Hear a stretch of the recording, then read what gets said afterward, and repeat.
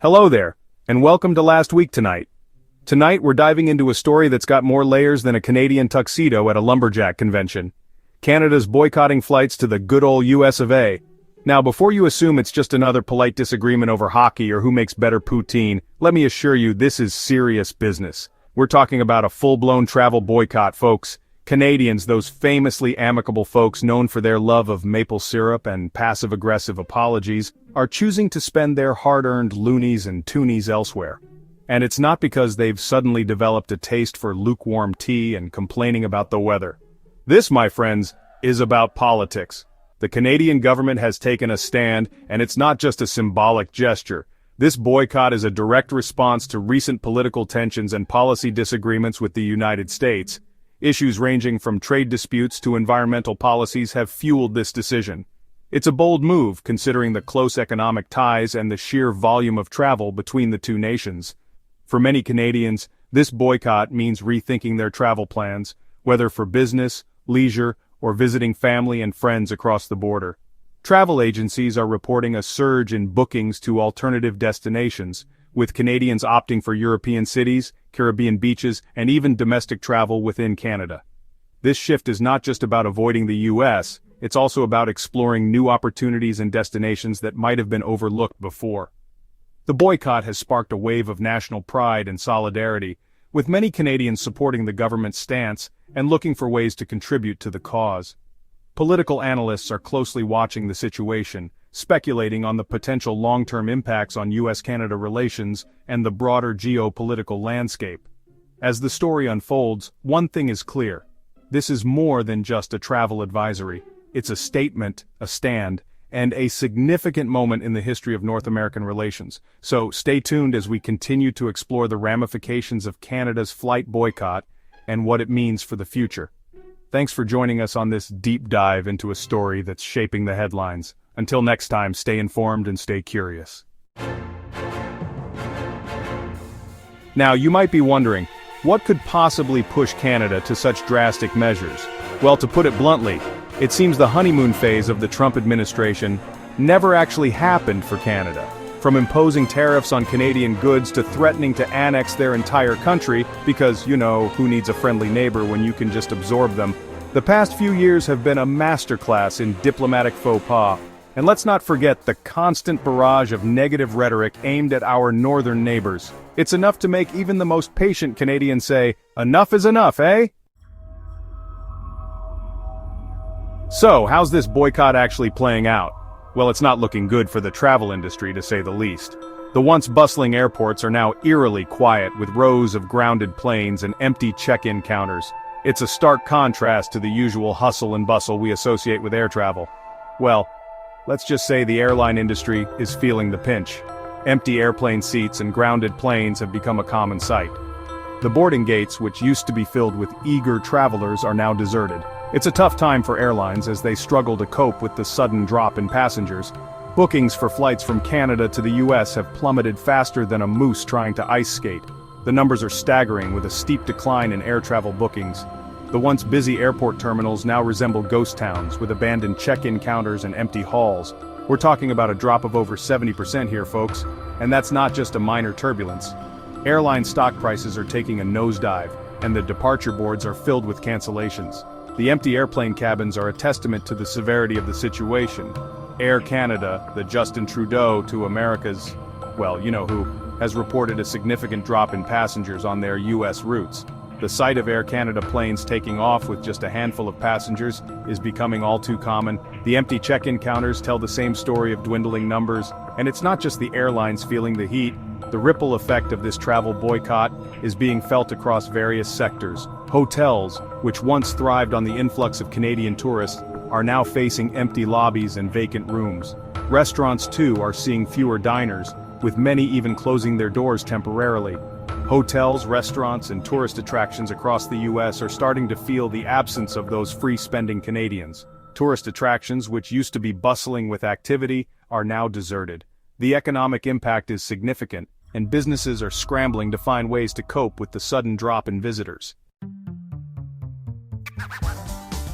And if you thought, hey, maybe they're just opting for a good old-fashioned road trip instead, think again.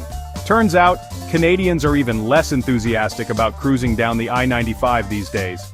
Cross-border car trips have taken a nosedive too, with numbers down nearly 30% compared to last year. It seems the allure of cheap gas and questionable roadside attractions just isn't enough to entice Canadians south of the border these days. It seems even the siren song of a 32-ounce soda can't drown out the sound of political turmoil. Section 5, From Maple Syrup to Margaritas. Canadians find new adventures. So, with America off the itinerary, where are Canadians choosing to spend their vacation days and their precious Canadian dollars? Well, it seems our neighbors to the north have developed a taste for tequila and sunshine. Mexico, the Caribbean, and even far-flung destinations like Brazil and Japan are seeing a surge in Canadian tourism. It seems Canadians are more than happy to explore the world beyond the US border, and who can blame them? There's a whole lot of planet out there just waiting to be explored. Section 6. The Price of Politics. American jobs feel the pinch. Now, while this travel boycott might seem like a win for Canadian pride, and let's be honest, who doesn't love a good dose of that? It's important to remember that there are real-world consequences to consider, particularly for the US economy. The tourism industry, after all, is a major employer in the US, and the sudden disappearance of Canadian tourists is hitting some businesses hard. We're talking about hundreds of thousands of jobs potentially at risk, from hotel staff and restaurant workers to tour guides and souvenir shop owners. Section 7. We're sorry, eh? Canadian sentiment speaks volumes. So, what do Canadians themselves have to say about all this? Well, if you ask them, they'll probably apologize for the inconvenience before launching into a passionate explanation of their motivations. Because, let's face it, Canadians are nothing if not polite, even when they're making a political statement. Surveys show that a significant majority of Canadians are choosing to boycott US travel as a direct response to the Trump administration's policies. They're frustrated, they're disappointed, and they're not afraid to let their wallets do the talking. Section 8. Business unusual, companies scramble to adapt. The impact of this boycott, however, extends far beyond individual travelers. Businesses on both sides of the border are scrambling to adapt to this new reality. Canadian companies are finding new markets for their goods and services, while US businesses are desperately trying to lure back their Canadian customers. It's a delicate dance, and it remains to be seen who will emerge from this trade tango unscathed. One thing's for sure, the business landscape between Canada and the US has been irrevocably altered. Section 9. The Long Game. What's next for two North American neighbors? So, what does the future hold for the US and Canada? These two nations have shared a long history of cooperation, trade, and mutual respect. Their relationship has been marked by a unique blend of friendly rivalry and deep-seated camaraderie. From the bustling cities of Toronto and New York, to the serene landscapes of the Rockies and the Great Lakes, the ties that bind these two countries are as diverse as they are strong. Will this travel boycott be a temporary blip in an otherwise long and amicable relationship? Or is this the beginning of a new, more distant chapter? The recent travel restrictions have certainly put a strain on the ease of movement that many have taken for granted. Families separated, businesses disrupted, and tourism industries on both sides of the border have felt the impact. The question now is whether these changes will be short-lived or if they signal a more permanent shift in how these two neighbors interact. Only time will tell, but one thing's for certain.